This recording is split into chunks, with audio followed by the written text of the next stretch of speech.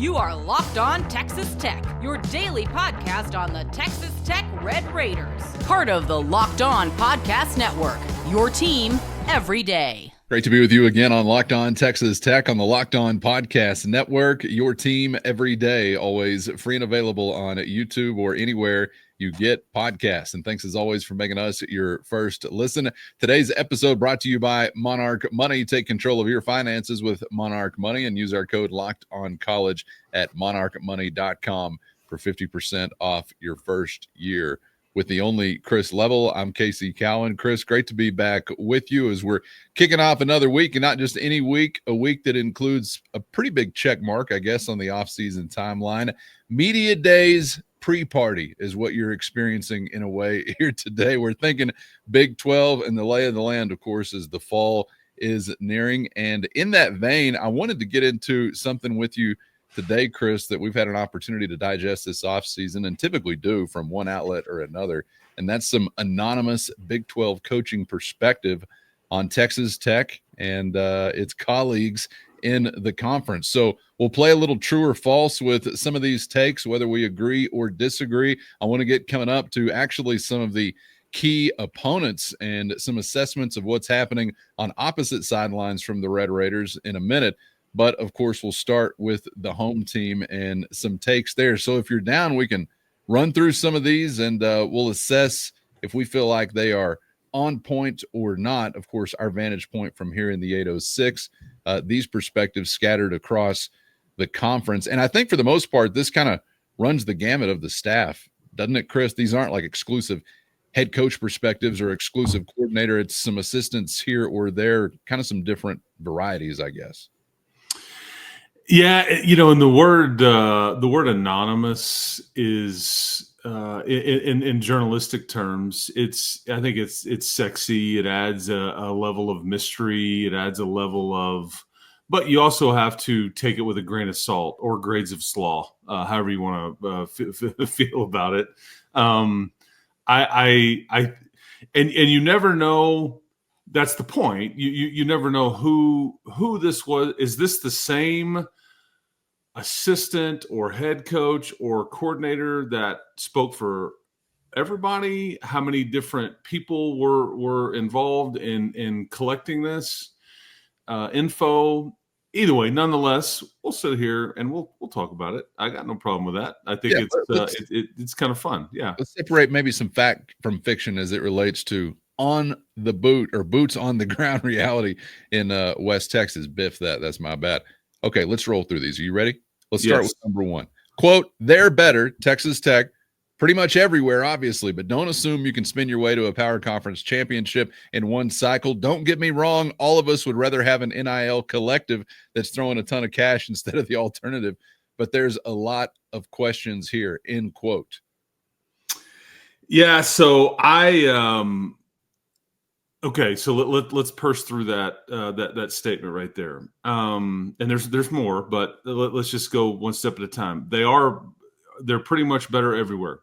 Accurate. I would strongly agree with that. I think that was the point of what they tried to do, is try to improve essentially every aspect of their team, whether it would be starter or depth or both. That was the point. They just kind of went shopping and like, let's help all of it. And they did. They tried to mitigate risk by adding experienced production to essentially every aspect of their team, which we have talked in recent weeks about. The only thing that was largely untouched is the interior linebacker group. That's really the only aspect of your team. I mean, you did everything from quarterback to special teams to skill and lines and everything. I mean, it's like you really, nothing was untouched except for interior linebacker. And you have an all Big 12 interior linebacker there in Jacob Rodriguez. So I don't disagree.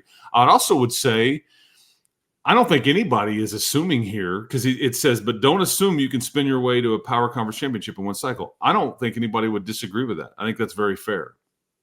I think, as we have stated multiple times, this guarantees you nothing. Now, does it improve your scenario and your situation? 1,000%. And this is what's created some of the I don't know. Speaking of anonymous, this has created some of the animosity out there toward Texas Tech, like whether it's jealousy or whether it's you're triggered, or whether you feel a certain way when you see Texas Tech or you see the collective or you see Portal Class. It makes you feel a certain way out there. It makes us feel a certain way, but people out there of other fan bases or just general observers, they feel a certain way about it, and not all of it is positive. And I don't disagree with the statement here that all of us would rather have an NIL collective thrown in around. Yes, you would. Because again, it would mitigate risk. It would, as the first thing says, it would help you get better everywhere. And this is why I say I would love some context. We won't get it because we don't know who we're trying to talk to here. But it finishes up with, but there's a lot of questions here. See, I guess I'm going to disagree with that if that means questions on the roster. I think if you look and squint, we can come up with various things. Can your quarterback stay healthy? Do you have enough receiver depth? Can you get all these new pieces to buy into the culture? And does everybody play hard for everybody? And all those are all very fair. But as far as like they're pretty much better everywhere, and then there's a lot of questions here, like those things don't add up. 1 + 1 is not equal to 2 right there, as far as I'm concerned.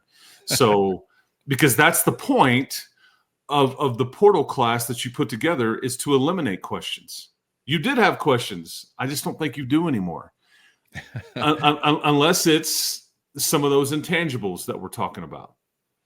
Another take says, will Baron Morton stay healthy? They didn't bite on Nico Iamaleava in the portal, so they believe they've got a high caliber starter.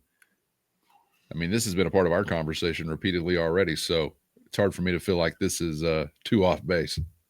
Yeah, and no, they were never involved with the Tennessee quarterback. This had been done. You know what's funny about Barron? Did he not play, other than the bowl game, did he not play every game last year? I think that's right. Yeah. Yeah. I mean, he did. He didn't finish the TCU game. Yeah. And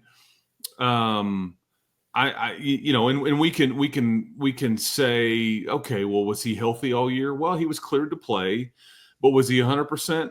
No. Or you don't need elective surgery.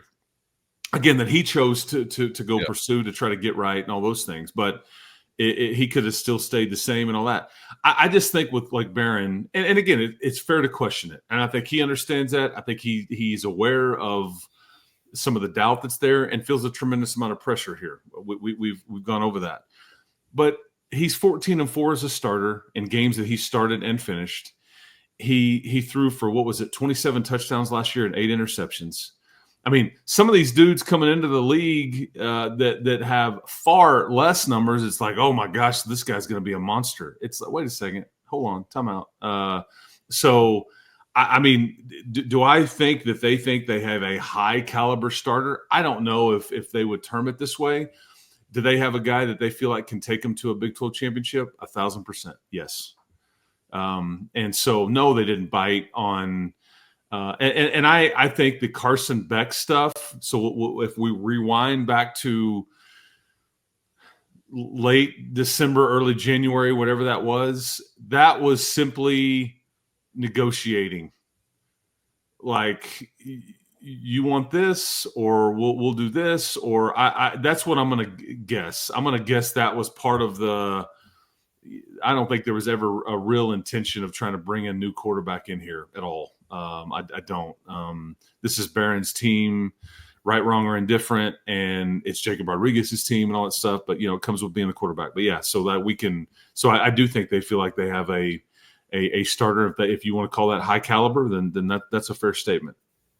How about this one flipping to the other side of the line of scrimmage, saying, can Shield Wood come in and flip the defense with all that free agency spending? They were a classic Tech defense last year, and that's not a compliment. And we're all picking up what he's putting down. First, today's episode brought to you by FanDuel, and summer sports are in full swing. Whether you're all about baseball under the lights, golf on the green, or high-stakes soccer, FanDuel's the best way to make every game even more exciting. You're already following the action, so why not make it a little more thrilling? And with FanDuel, you can get in on the game while your friends are getting sunburned at the beach. It's easy to use, fast to pay out, and makes even regular season games feel like must-watch events. And if you're new to FanDuel, new customers can bet only $5 and get $150 in bonus bets if your first bet hits. Again, new customers can bet just $5 and get $150 in bonus bets if your first bet wins. So open the FanDuel app today or visit FanDuel.com/lockedon to get started. They were a classic Tech defense last year, and that's not a compliment. And we're all picking up what he's putting down. Yeah. Again, good question. I think that Chris, and by the way, I would say I haven't really considered yet, I don't feel like, as a fan myself, what am I actually looking for defensively? Because are we talking about a flip all the way to like, hey, you're one of the elite groups in the country? Is it a get back on track kind of expectation and that's it?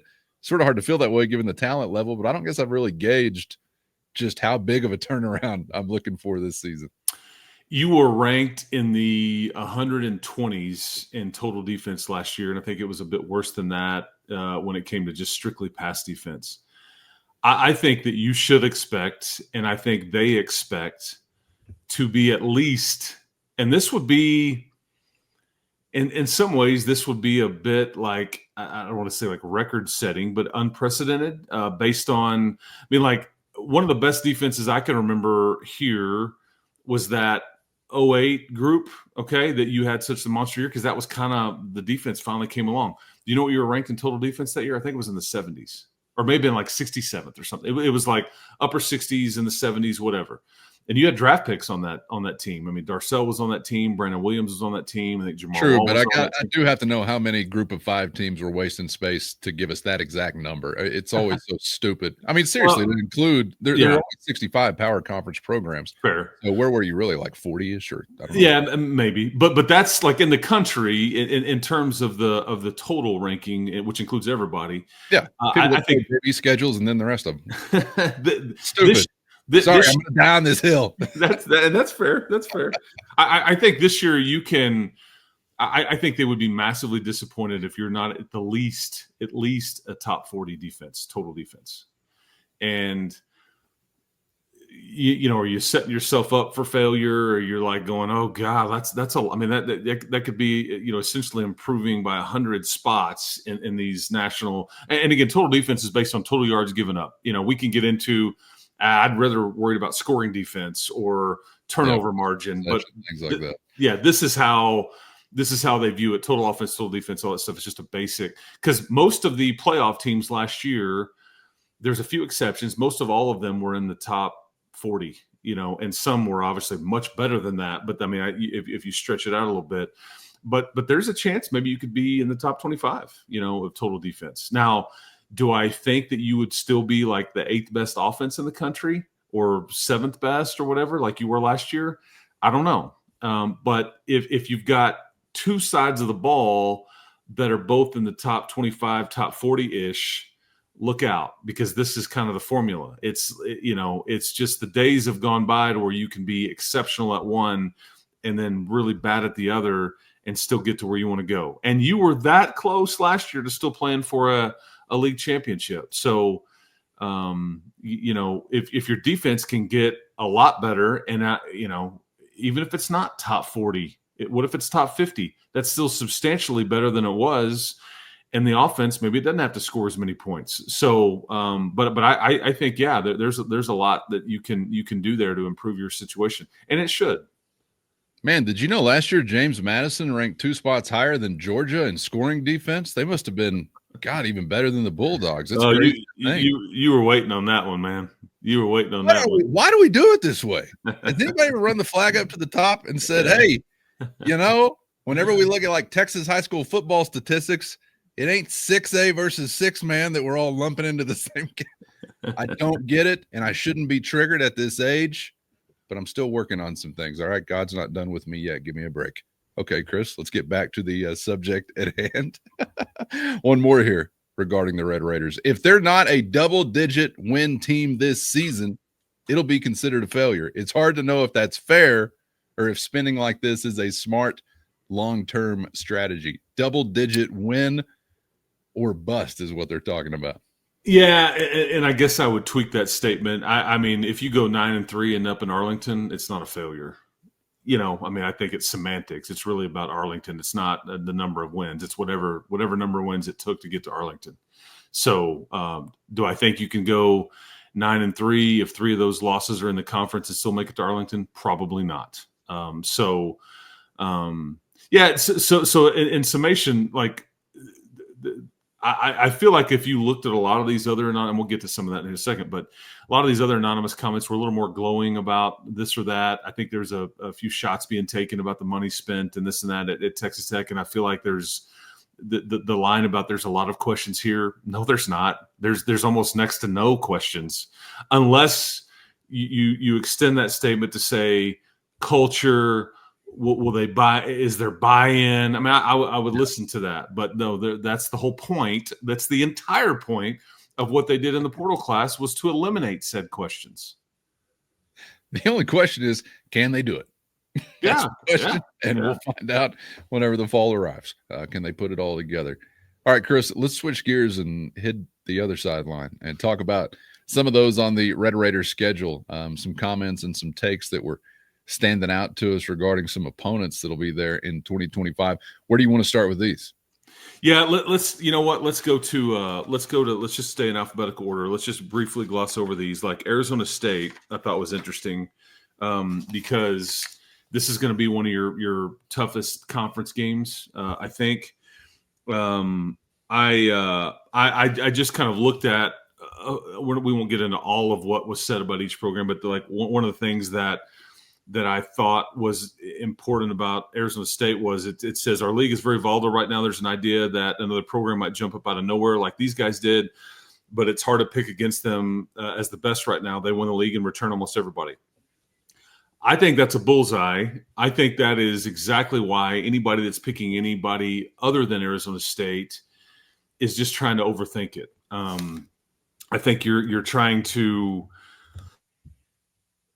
get into the nobody repeats in this league since Oklahoma did it. So I'm going to try to look real smart here. I don't know. And again, I'll listen to the Scattaboo commentary just because Kanye Udo from Army came into this deal and he had 1,100 yards at Army last year and he should be able to replace some of the production from the running back, but it's going to look a little bit different and they'll have to reinvent kind of who they are, similar to what Texas Tech will have to do. But I feel like they've earned the interesting game that Arizona State has before they play Texas Tech, though, is there's a game in Waco, which I think will be very fascinating because there's a lot of Baylor love and all that. But Arizona State's got an interesting schedule before Texas Tech shows up in I think it's on October the 18th. But Sam Leavitt, it talks about. I think he's a dude. I don't know if we knew that at the time last year. They ran off Jaden Rashada back a spring a year ago, and he was the highly sought after transfer from Georgia, and everybody was like, okay, so what's going on here? And then this kid ended up just being steady and got better and better and better as it went. So I thought that was interesting. Do you have any issue with? I think, I'm so dedicated to the chaos of not only the Big 12, but college football, but the Big 12 really doubles down on it, that if I had to make a call, I would say Arizona State's not going to be the last team standing. There's just too much room for high strangeness, and they were a part of the high strangeness last year that led to them being in that spot. And that's not any slight to them as a team, but man, getting 18 to 22-year-olds to meet the same standard week after week after week after week, particularly in a league with so much parity, is really tough to do. So I'd probably err on the side of saying it ain't going to be them, but it's not for any lack of respect or anything like that, I guess, regarding the team itself. If that makes sense. Their biggest issue is complacency. Yeah. I mean, I think it's replacing some of their identity, reinventing that, but it's complacency, and being patted on the back for the last 9 months. BYU.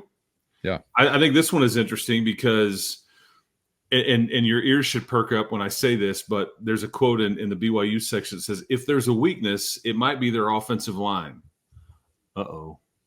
I say uh-oh, and as in, like, if Tech's defensive line is what you hope it to be, strength, maybe biggest strength versus biggest weakness. Again, game within the game type stuff there. And there's some stuff in here about Jake Retzloff.